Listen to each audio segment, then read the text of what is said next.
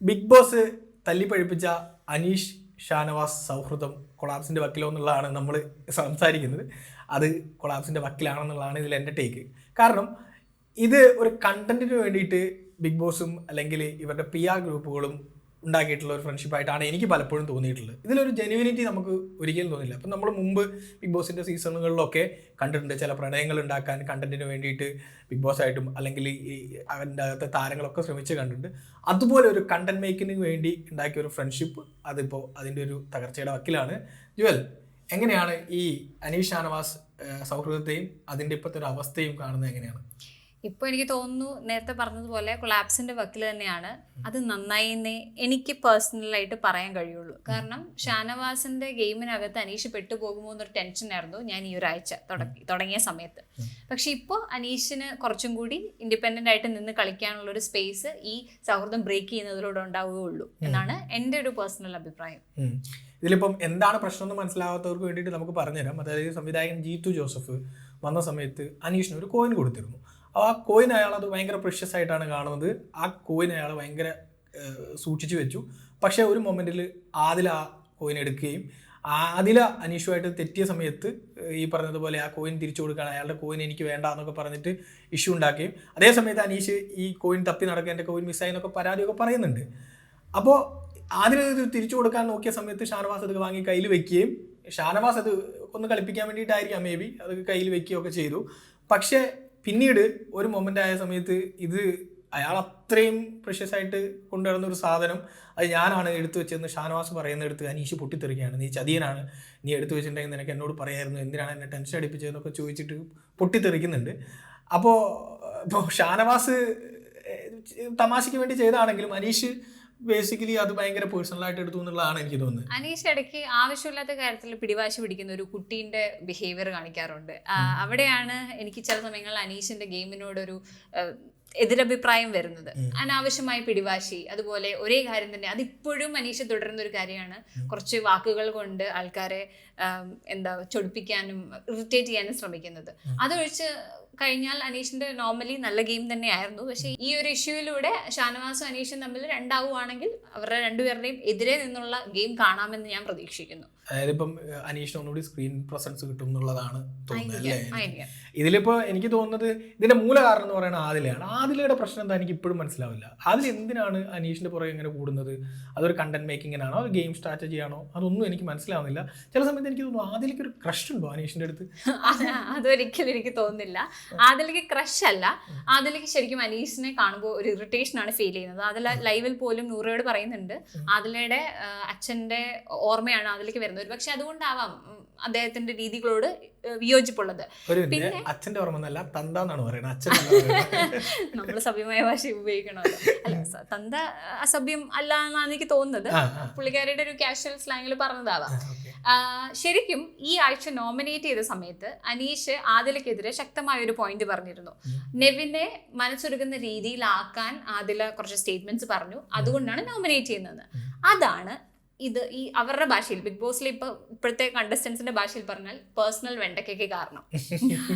അതൊരു ഗ്രഡ്ജായിട്ട് വെച്ചിട്ടാണ് ആദില ഈ ആഴ്ച മുഴുവൻ അനീഷിനെ ഇറിറ്റേറ്റ് ചെയ്തുകൊണ്ടിരിക്കുന്നതെന്നാണ് ഞാൻ വിശ്വസിക്കുന്നത്. അത് പക്ഷെ ആദിലയ്ക്ക് വളരെയധികം നെഗറ്റീവാണ് സമ്പാദിച്ചു കൊടുത്തോണ്ടിരിക്കുന്നത്.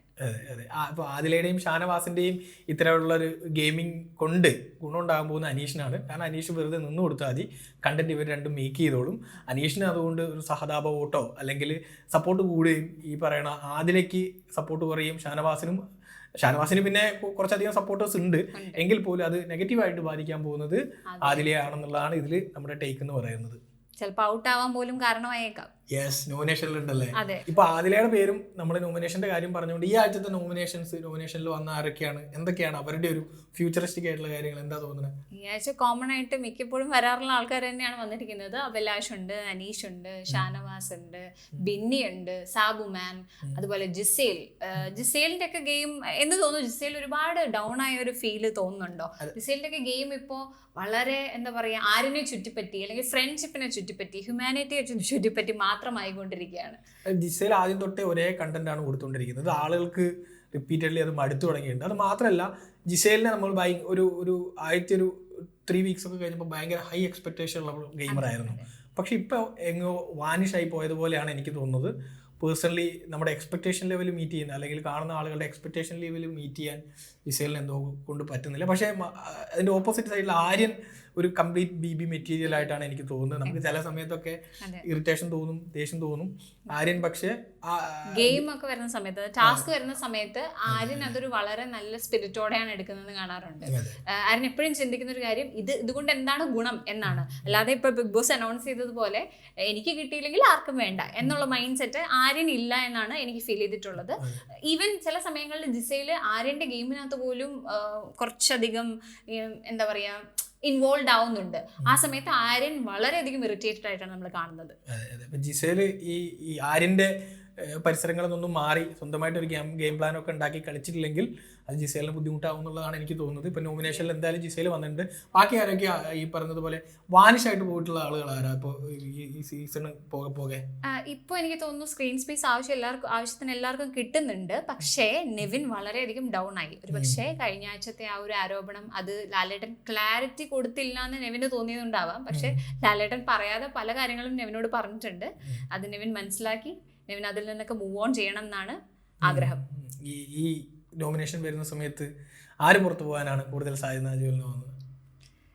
എനിക്കത് ആദില തന്നെയാണ് എനിക്ക് തോന്നുന്നത്. ആൾക്കാരുടെ ഒരു ഹെയ്റ്റും ഒക്കെ കൂടുതൽ അതിലേക്കാണ് ഇപ്പം വന്നുകൊണ്ടിരിക്കുന്നത്. പക്ഷെ ഞാൻ വിശ്വസിക്കുന്നത് അതിലെ പുറത്തു പോയാൽ ഒരു BB കണ്ടന്റ് കുറയും എന്നുള്ളത് കൊണ്ട് അതിലേക്ക് പുറത്തു പോകാൻ സാധ്യത കുറവാണെന്ന് എനിക്ക് തോന്നുന്നത്.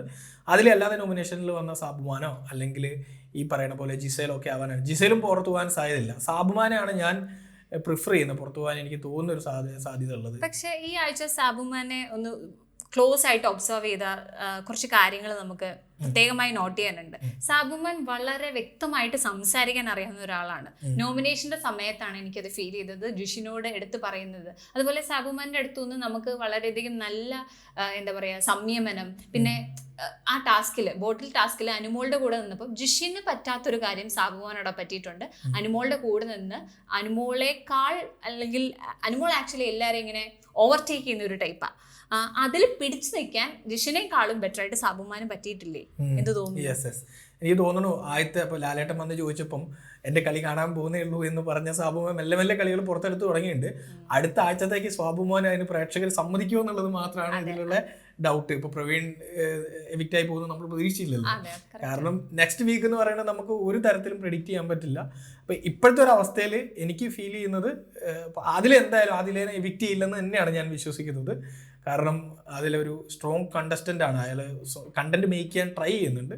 അതുമാത്രമല്ല ഈ സോഷ്യൽ മീഡിയയിലുള്ളൊരു പരിപാടികളൊക്കെ കുറച്ച് എന്താ പറയുക, നമ്മൾ ഇതിൻ്റെ ഒരു TRP റേറ്റിങ്ങിനൊക്കെ അതിലേൻ്റെ എവിക്ഷൻ ബാധിക്കുമെന്ന് എനിക്ക് തോന്നുന്നു. സോ സാബുമാനാണ് ആ പോപ്പുലാരിറ്റി താരതമ്യേന പോപ്പുലാരിറ്റി കുറവുള്ള ആളെന്ന നിലയിൽ സാബുമാൻ എവിക്റ്റ് ആവാൻ സാധ്യത ആണെന്നാണ് എനിക്ക് തോന്നുന്നത്. ഒന്നും പറയാൻ പറ്റില്ല. ബിഗ് ബോസ് ആണ്. അതെ, നമുക്ക് ആര് പുറത്തു പോകും ആര് ഇന്നാവും എന്നൊക്കെ നമുക്ക് കണ്ടറിയാം. ഇതിനിടയിൽ നമ്മൾ വിട്ടുപോയ കാര്യം എന്താണെന്ന് വെച്ചാൽ ടാസ്കുകളെ കുറിച്ചാണ്. വീക്ക്ലി ടാസ്കും ബോട്ടിൽ ടാസ്കും.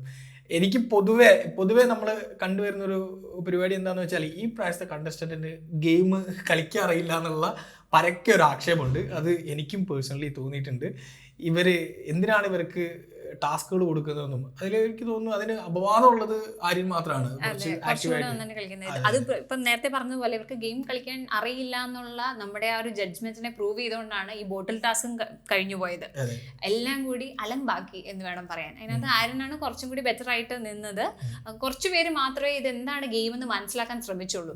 അനുമോളൊക്കെ ആണെന്നുണ്ടെങ്കിലും ക്വാളിറ്റി ഓഫീസർ എന്നുള്ള രീതിയിൽ കുറെ പേര് അനുമോളെ സപ്പോർട്ട് ചെയ്യുന്നുണ്ടാവാം. പക്ഷേ എനിക്ക് തോന്നിയത് വളരെയധികം സ്ട്രിക്റ്റ് ആയിപ്പോയി.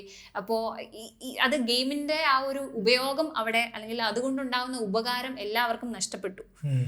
അത് വളരെ മോശമായി പോയി എന്ന് തോന്നുന്നു. ഇനിയുള്ള ദിവസങ്ങളിലെങ്കിലും ഈ ടാസ്കുകളിൽ ഒന്നുകൂടി എന്താ പറയുക, ടാസ്കുകൾ എന്താണെന്ന് മനസ്സിലാക്കി കളിക്കാൻ ഈ കോണ്ടസ്റ്റന്റ് ശ്രമിച്ചില്ലെങ്കിൽ ഈ BB ഹിസ്റ്ററിയിൽ തന്നെ ഏറ്റവും മോശം പ്ലെയേഴ്സായിട്ട് ഇവരെ മുദ്രകുത്തപ്പെടും അല്ലെങ്കിൽ കണക്കാക്കപ്പെടുന്നതാണ് എനിക്ക് തോന്നുന്നത്. അത്രയും മോശമായിട്ടാണ് ഇവിടെ ഉള്ള ആളുകൾ. ഇവർ ടാസ്കുകളെ എന്താന്നുള്ളത് ഇവർ മനസ്സിലാക്കാതെ എല്ലാത്തിനും ഒരു ആവേശമാണ്. ആവേശമല്ലല്ലോ, നമ്മൾ ചിലത് നമ്മൾ ഹാർഡ് വർക്കിനേക്കാൾ ഉപരി സ്മാർട്ട് വർക്കായിട്ട് ചെയ്യേണ്ട ചില ഗെയിമുകളും ഉണ്ട്.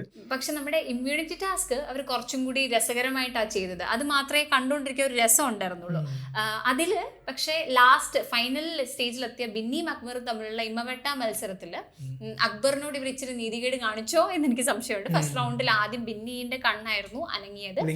പക്ഷെ ആർക്കും അത് അക്ബറിന് കിട്ടരുതുണ്ട്, ഐ മീൻ ഇമ്മ്യൂണിറ്റി അക്ബറിന് കിട്ടരുത് എന്നുള്ളത് കൊണ്ട് കൊടുത്തില്ല. അങ്ങനെ ചില ഇന്റേണൽ പൊളിറ്റിക്സും നടക്കുന്നുണ്ട് എന്നുള്ളതാണ് ഈ സീസണിനെ കുറച്ചുകൂടി ഇൻട്രസ്റ്റിംഗ് ആക്കുന്നത്. പക്ഷേ ഒന്നുകൂടി ഗെയിമിൽ ഇൻവോൾവ് ആവാൻ എല്ലാ കണ്ടസ്റ്റൻസും ശ്രമിക്കണം. അത് അകത്തിരിക്കുമ്പോൾ അവർക്ക് അത് മനസ്സിലാവില്ല. പക്ഷേ എപ്പിസോഡ്സിൻ്റെ അടിയിൽ വരുന്ന കമൻ്റ് ആയിട്ടും ഒക്കെ നമുക്കത് കാണാം. നമുക്ക് കാണുന്നവർക്കും അത് ഫീൽ ചെയ്യുന്നുണ്ട് അല്ലേ? അതെ.